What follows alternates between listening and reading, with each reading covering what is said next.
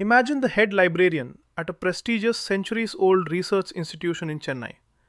She has spent 40 years mastering the intricate manual card catalog system, a labyrinth of paper, ink, and wood that she knows better than the back of her hand. One morning, the board of directors decides that to modernize, the entire library will switch to a high tech digital search system overnight. She buys the expensive software, updates all the workstations, and sends out a curt memo expecting everyone to just start using it by the next morning. By the time the doors open at 9 a.m., the senior staff members are hiding in the break room, terrified of clicking the wrong button and breaking the system, while the younger tech savvy interns are frustrated because the interface isn't intuitive and nobody has explained the workflow.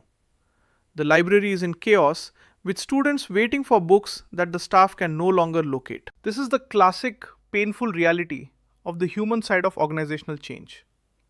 Formally, organizational change management is defined as the structured approach to shifting individuals, teams, and organizations from a current, comfortable state to a new, desired future state.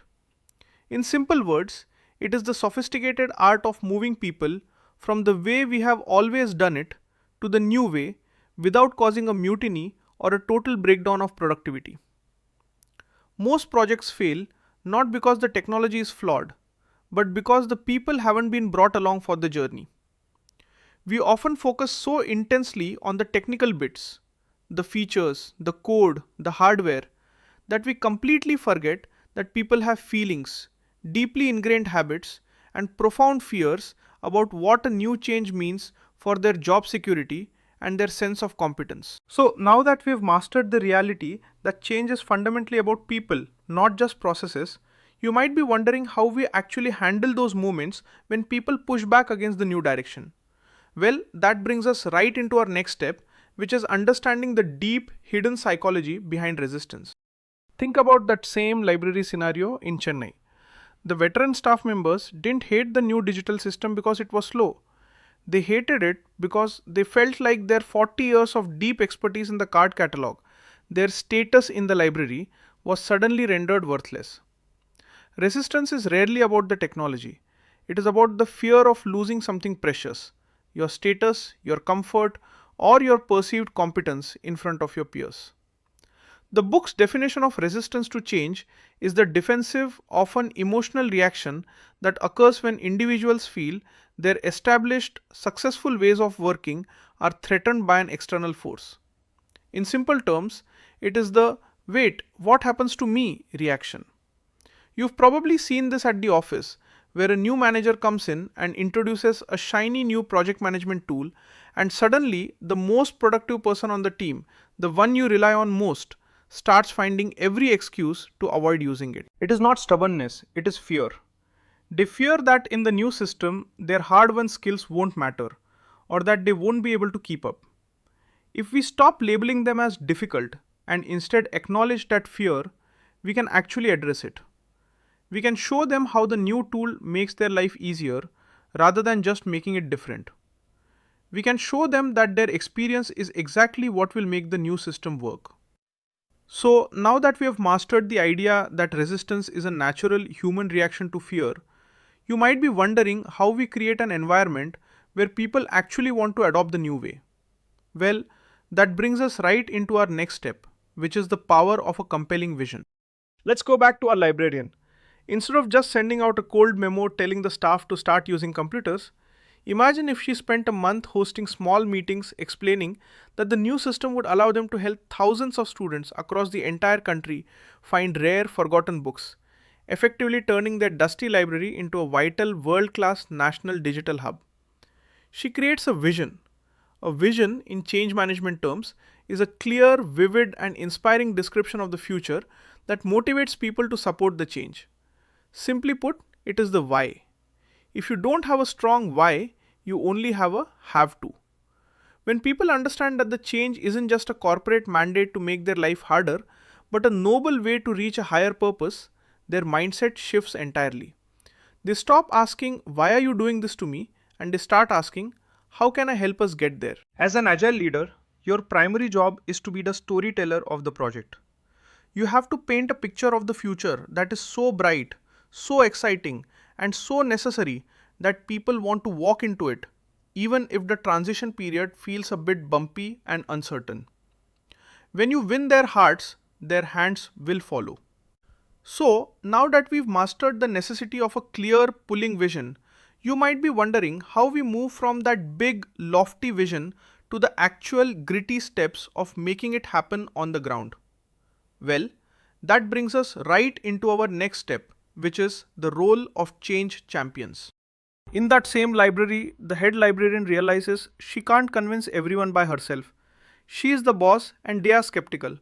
So she identifies the one person on each floor who is already comfortable with computers and makes them the official go-to person for questions. These are your change champions. Formally, a change champion is a highly influential individual who actively supports the change and helps others adapt by modeling the new behaviors. In simple language, these are the peer-to-peer coaches. You have seen this at the office. There is always that one colleague whom everyone trusts. If that person says, "Hey, this new tool is actually pretty good. Let me show you this one shortcut that saved me an hour today," people listen. They don't listen to the corporate emails and they don't listen to the outside consultants, but they do listen to the person in the cubicle next to them. By empowering these local influencers, you create a network of support that moves much faster than any top-down memo ever could. You are essentially decentralizing the change and putting it into the hands of the people who are already on the front lines, making the change feel familiar and achievable rather than distant and intimidating.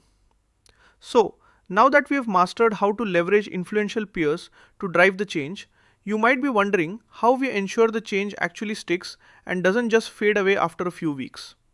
Well, that brings us right into our next step, the importance of reinforcing the new behaviors.